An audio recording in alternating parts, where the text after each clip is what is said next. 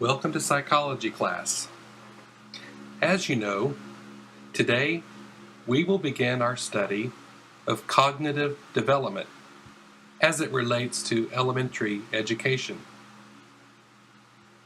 It is impossible to look at cognitive development without looking at the work of two famous psychologists who proposed theories about how children learn and the development of the human brain from birth through adulthood.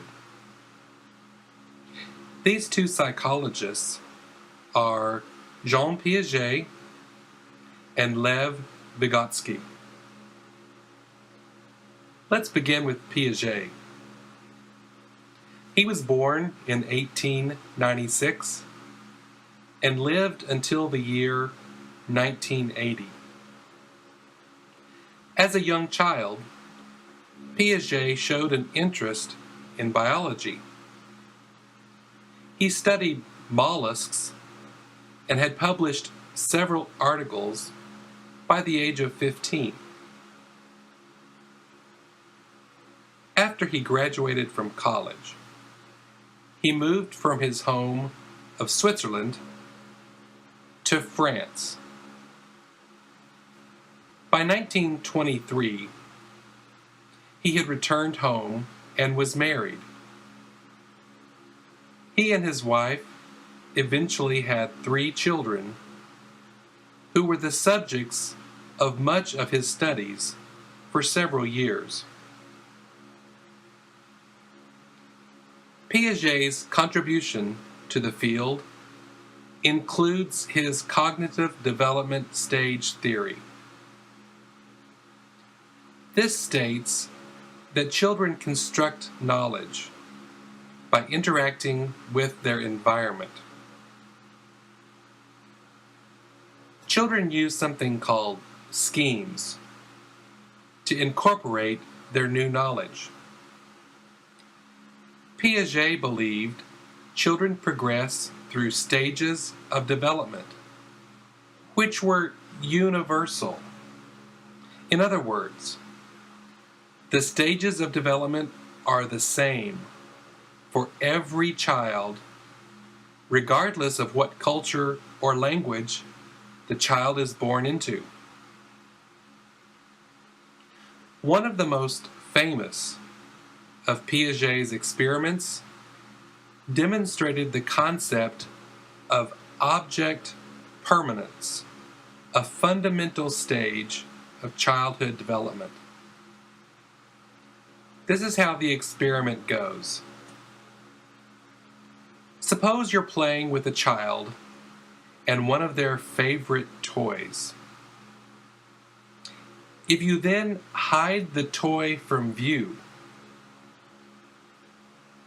a child of less than 12 months will not understand that the toy still exists, even though they can't see it.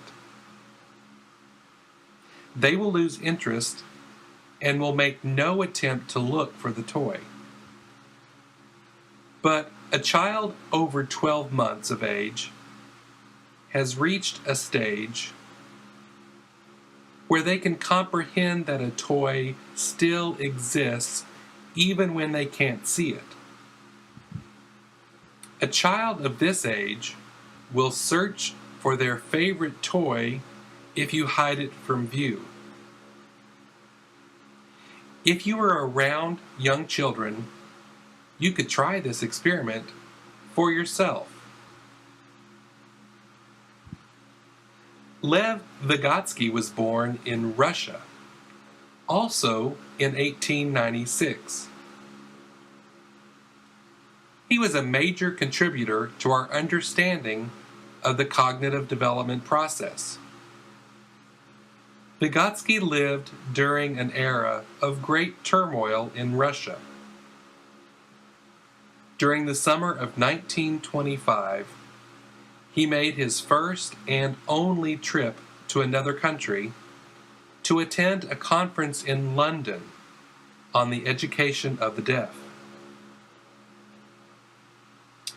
Unfortunately, he contracted tuberculosis and died in 1934 at the age of 38. Vygotsky is known for his socio-cultural theory of cognitive development.